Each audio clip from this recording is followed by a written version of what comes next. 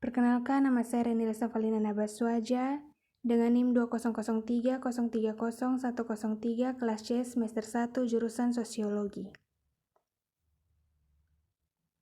Bab 1. Sifat, arti, dan hubungan ilmu politik dengan ilmu pengetahuan. Perkembangan dan definisi ilmu politik di Yunani, pemikiran mengenai negara sudah dimulai sejak tahun 450 sebelum Masehi, di India dan Cina kurang lebih 350 sampai 500 sebelum Masehi. Setelah banyak tulisan politik yang bermutu. Di Indonesia pun kurang lebih pada abad ke-13 sampai 15 Masehi sudah ada banyak karya tulisan mengenai sejarah dan keanekaragaman. Ilmu politik sebagai ilmu pengetahuan. Karakteristik ilmu politik adalah tantangan yang menguji hipotesis melalui eksperimen yang dapat dilakukan alam keadaan terkontrol. Jika definisi ini dipakai sebagai patokan, ilmu politik dan ilmu sosial hanya tidak memenuhi syarat, karena ilmu politik dan ilmu sosial lainnya yang diteliti adalah manusia dan manusia itu sendiri, perilakunya tidak dapat diamati dalam keadaan terkontrol. Yang ketiga, definisi ilmu politik. Dalam politik adalah ilmu yang mempelajari politik dan kepolitikan. Politik adalah usaha mencapai kehidupan yang baik. Politik menjadi sangat penting karena sejak dahulu kala masyarakat mengatur kehidupan kolektif, baik mengingat masyarakat sering menghadapi terbatasnya sumber daya alam. Alokasi atau distribusi konsep-konsep pokok politik. Yang pertama, negara. Negara adalah suatu organisasi yang di suatu wilayah yang memiliki kekuasaan tertinggi yang sah dan ditaati oleh rakyatnya. Yang kedua, kekuasaan. Kekuasaan adalah kemampuan seseorang untuk mempengaruhi suatu kelompok untuk mempengaruhi perilaku seorang atau kelompok lain sesuai dengan keinginan para pelaku. Yang ketiga, pengambilan keputusan. Keputusan adalah hasil pembuat pilihan antara beberapa alternatif. Sedangkan istilah pengambilan keputusan menunjuk pada konsep yang terjadi sampai keputusan itu tercapai. Yang ketiga, kebijakan. Kebijakan adalah suatu kumpulan keputusan yang diambil oleh seseorang, pelaku, atau kelompok politik dalam usaha memilih tujuan. Yang keempat, pembagian atau alokasi. Pembagian dan alokasi ialah pembagian penjataan nilai-nilai masyarakat. Sarjana menekankan bahwa politik, pembagian, dan mengalokasikan nilai-nilai secara mengikat. Yang keempat, bidang-bidang ilmu politik. Yang pertama, teori politik. Teori politik dibagi menjadi teori politik dan sejarah perkembangan ide politik. Lembaga politik, yang pertama Undang-Undang Dasar, yang kedua pemerintahan nasional, yang ketiga pemerintahan daerah dan lokal, yang keempat fungsi ekonomi dan sosial pemerintah, yang kelima perbandingan lembaga-lembaga politik. Yang ketiga, partai-partai penggolongan dan pendapatan umum. Partai-partai politik, golongan-golongan asosiasi, partisipasi warga negara dalam pemerintahan administrasi, dan yang terakhir, pendapatan umum. Yang keempat, hubungan internasional. Politik internasional, organisasi-organisasi administrasi internasional, dan hukum internasional. Yang kelima, hubungan politik dengan pengetahuan lainnya. Yang pertama, sejarah. Sejarah merupakan alat penting bagi ilmu politik, oleh karena itu penyumbangan bahan yaitu data dan fakta dari masa lampau untuk diolah lebih lanjut. Yang kedua, filsafat. Filsafat merupakan usaha untuk secara rasional dan sistem mencari memecahkan atau jawaban atas persoalan-persoalan yang menyangkut alam semesta. Yang berikut, hubungan ilmu politik dan ilmu sosial lain. Yang pertama, sosiologi. Sosiologi membantu sarjana politik dalam memahami latar belakang, susunan dan politik kehidupan sosial dari berbagai golongan dan kelompok masyarakat. Yang kedua, antropologi. Antropologi merupakan penyumbang pengertian dari teori tentang kedudukan serta peran berbagai satuan sosial budaya yang lebih kecil dan sederhana. Yang ketiga, ilmu ekonomi. Ilmu ekonomi dikenal sebagai ilmu yang sangat planning oriented yang berpengaruh meluas dengan bidang politik. Yang keempat, politik sosial, psikologi sosial. Psikologi sosial adalah pengkhususan psikologi yang mempelajari hubungan timbal balik antara manusia dengan masyarakat, khususnya faktor yang mendorong manusia untuk berperan dalam ikatan kelompok atau golongan. Yang kelima, geografi. Faktor yang berdasarkan geografi seperti perbahasan strategi yang mendesak penduduk dengan pengaruh juga mempengaruhi politik. Yang terakhir, ilmu hukum. Mengatur dan melaksanakan undang-undang adalah kewajiban negara. Jika ahli hukum melihat negara semata-mata sebagai lembaga atau organisasi hukum, maka seorang ahli bertindak untuk mencapai tujuan bersama. Bab 2. Konsep politik. Yang pertama, teori politik. Teori politik adalah generasi yang abstrak mengenai banyak fenomena dalam menyusun generalisasi. Teori secara menggunakan konsep-konsep yang abstrak atau mencerminkan persepsi-persepsi mengenai realitas. Ada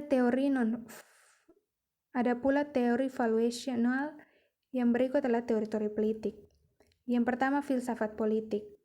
Pokok pikiran dari filsafat politik adalah bahwa menyangkut alam semesta seperti metafisika dan epistemologi harus dipecahkan dulu sebelum persoalan-persoalan politik yang kita alami sehari-hari ditanggulangi.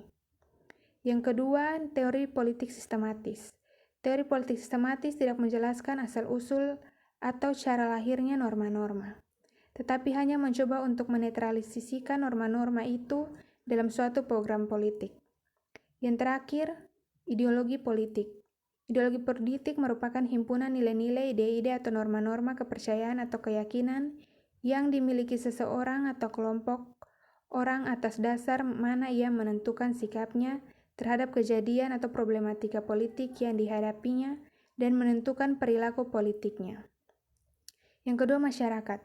Masyarakat ialah keseluruhan antara hubungan manusia yang mempunyai naluri hidup sebagai anggota kelompok. Yang ketiga, negara. Negara adalah organisasi yang suatu wilayah yang dapat melaksanakan kekuasaan secara sah terhadap semua golongan kekuasaan lainnya dan menetapkan tujuan dari kehidupan bersama itu. Dua jenis tugas pokok. Yang pertama, mengendalikan dan mengatur gejala-gejala sosial dan asosiasi, serta menganalisir dan menetralisirkan. Kegiatan manusia yang digolongkan ke arah tercapainya tujuan dari masyarakat keseluruhannya adalah yang pertama, definisi mengenai negara. Negara adalah suatu daerah teritorial rakyat di pemerintahan sejumlah pejabat yang berhasil menuntun dari wilayah negaranya ketaatan pada peraturan perundang-undangannya melalui penguasaan monopoli terhadap kekuasaan yang sah. Yang kedua, sifat negara. Setiap negara umumnya mempunyai sifat-sifat sebagai berikut. Yang pertama, memaksa dalam arti kekuasaan yang memakai kekerasan fisik secara legal. Yang kedua, sifat monopoli. Negara mempunyai monopoli yang menetapkan tujuan bersama dari masyarakat. Yang ketiga, sikap mencakup untuk semua peraturan perundang-undangan berlaku untuk semua tanpa terkecuali.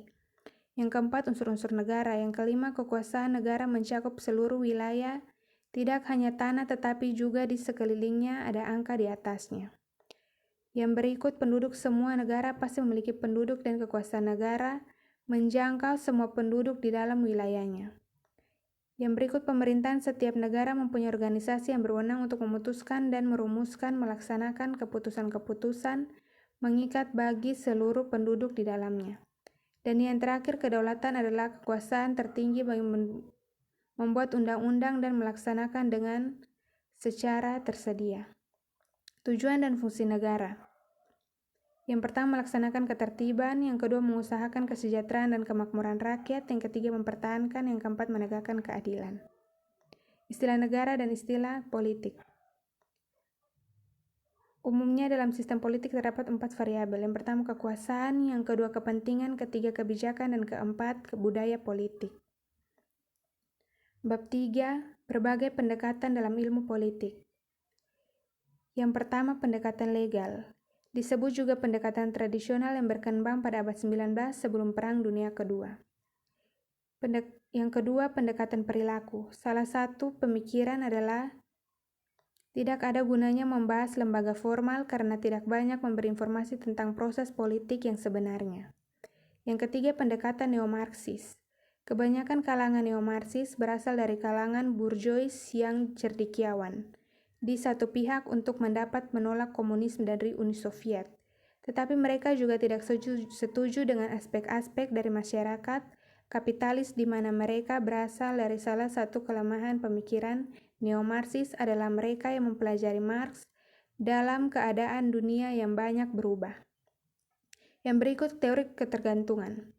Teori ini adalah kelompok yang mengkhususkan penelitian pada hubungan antara negara dan dunia pertama serta dunia ketiga. Berikut pendekatan pilihan rasional. Pengikut ini mencanangkan bahwa mereka meningkatkan ilmu politik menjadi ilmu yang benar-benar sains. Yang terakhir, pendekatan institusionalisme baru. Pendekatan institusionalisme muncul karena penyimpangan dari institusionalisme lama. Inti dari institusionalisme adalah yang dirumuskan oleh Robert E. Godin.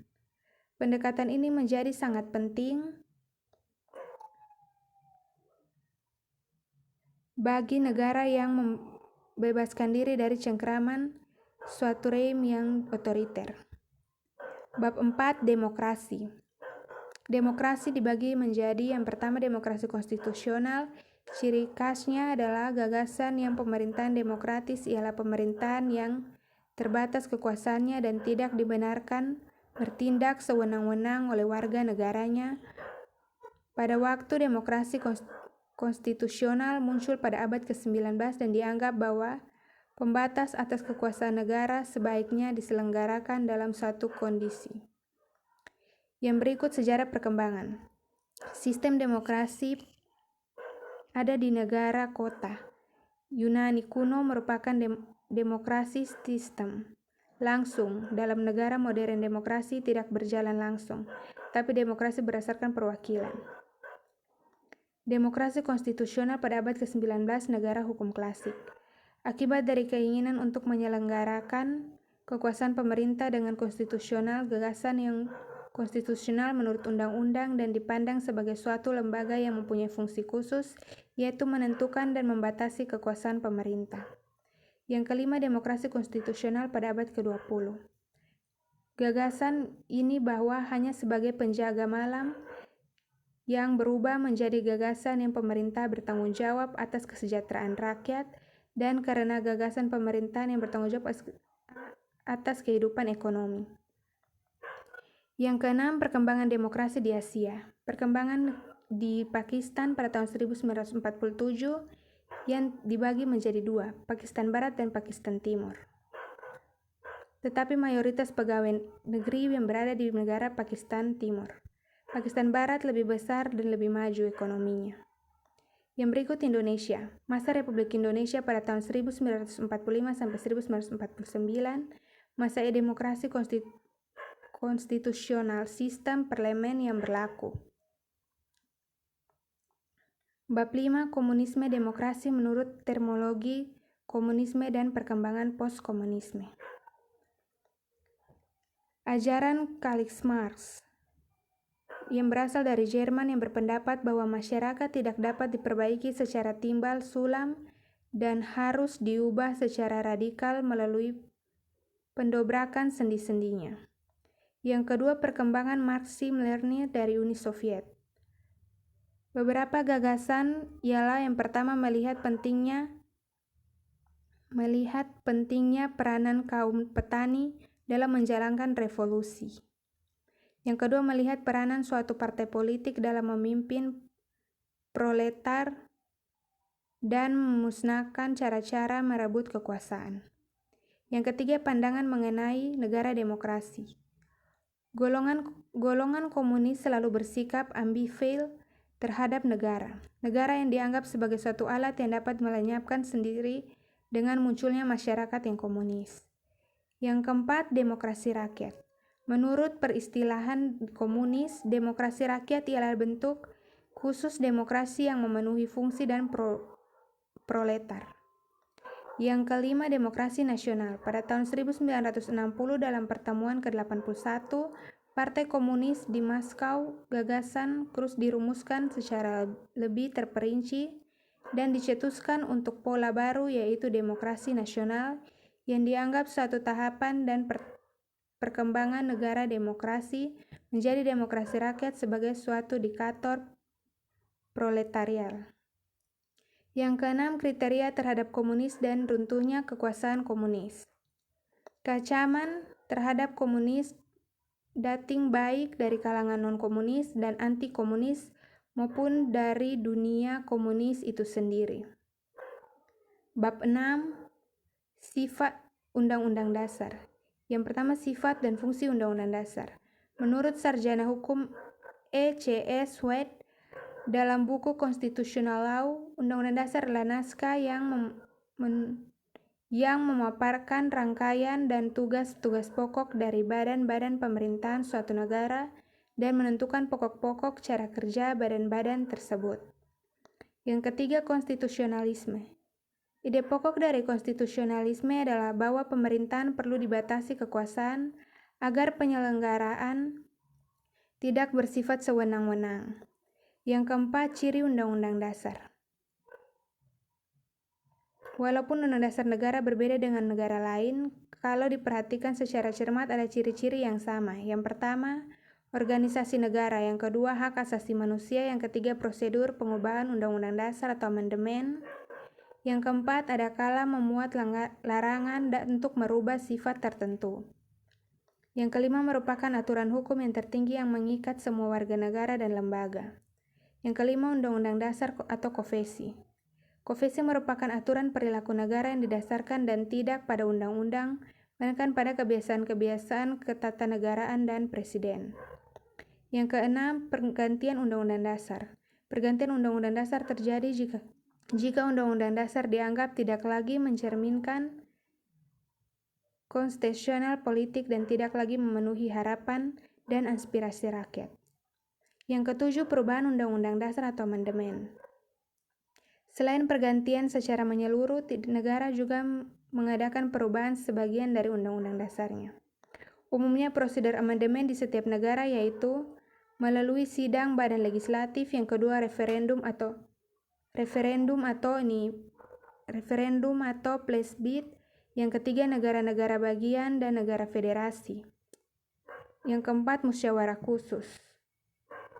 Yang kedelapan, supremasi Undang-Undang Dasar karena dibuat secara istimewa, maka Undang-Undang Dasar dianggap sesuatu yang luhur. Yang kesembilan, Undang-Undang Dasar tidak tertulis dan Undang-Undang Dasar tertulis.